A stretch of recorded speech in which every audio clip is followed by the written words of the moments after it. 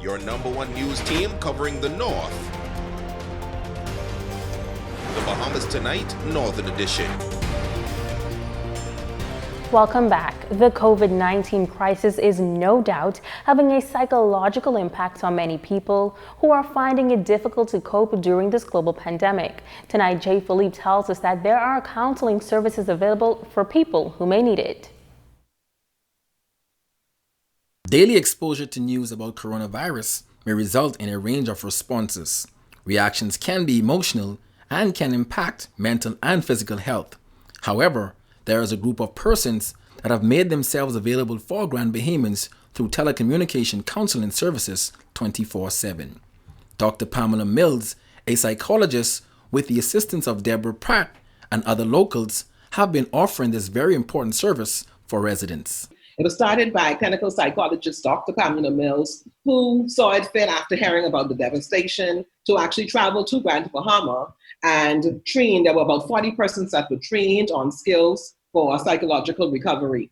So Team Restoration was started then, and we have a group of counselors. We have our hotline numbers that were implemented where persons are able to actually call in. In the beginning, we did some door-to-door, going around, talking to persons in various communities, telling them about what we're offering, giving them some counseling then, and the phone lines were implemented. Dr. Pamela Mills, who currently resides in Maryland, is passionate about helping Bahamians during this time. I'm in touch with the counselors, the Team Restoration. Plus, I do some writing for the Freeport News, and I also do some writing on Facebook. And the whole idea behind that is to just encourage people as they go through this difficult situation. I focus more on Bahamians because those are my people, and I am very familiar with the Bahamian population. Plus, I know what the needs are there, and I'm able to kind of zoom in on some of those and pay attention and answer questions. So sometimes I open up myself by asking people to contact me if they wish, and get answers to questions, because this is a whole new normal for everybody.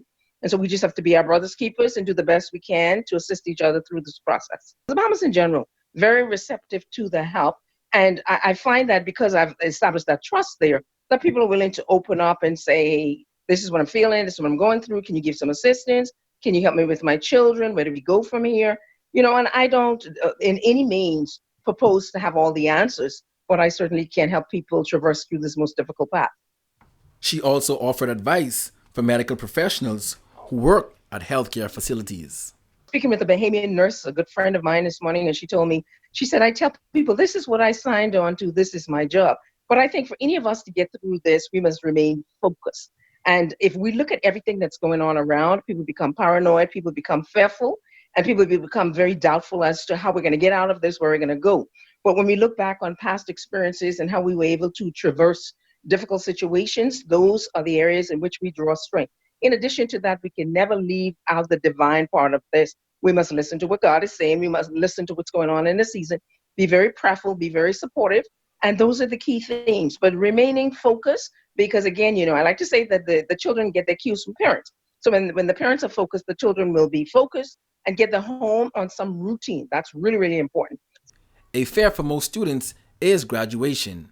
Pratt says this is a time, however, where administration should begin thinking of creative ways. What I would suggest is that they now just concentrate, those who are in their final exams, those who are doing the external exams, BJCs, BGCs, etc., just concentrate on those things right now. Concentrate on following all of the rules that the Prime Minister and the government has put in place, and making sure that they stay safe, and to be in contact with their friends. A lot of them are doing classes virtually via Zoom, etc.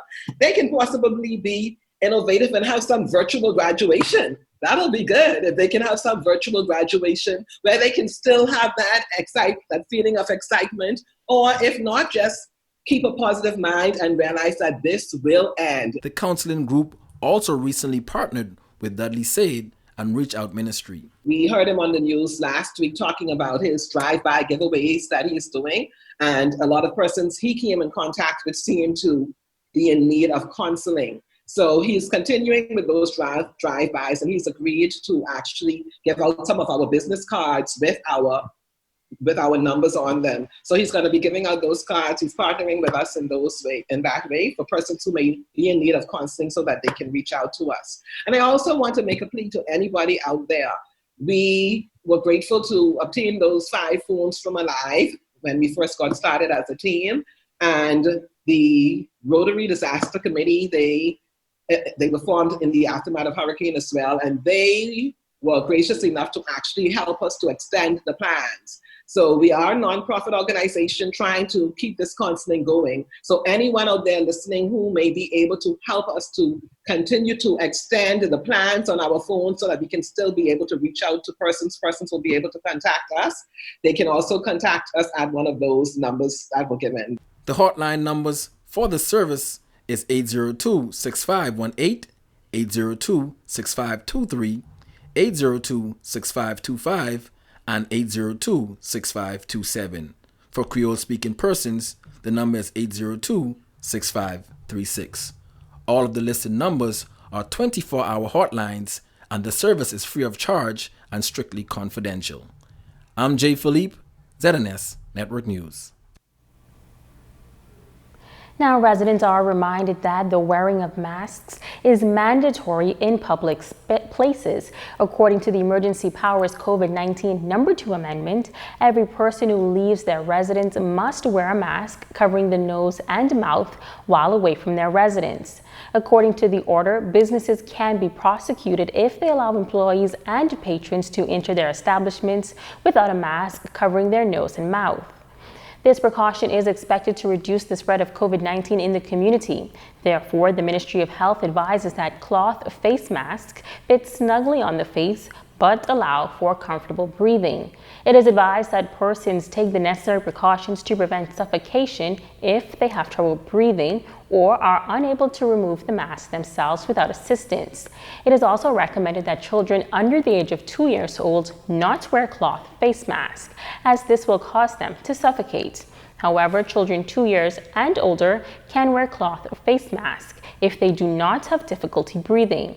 Parents are requested to encourage their children to frequently wash or sanitize their hands and avoid touching the front of their mask while they are wearing it. You're watching the Bahamas Tonight, the Northern Edition. Don't go away.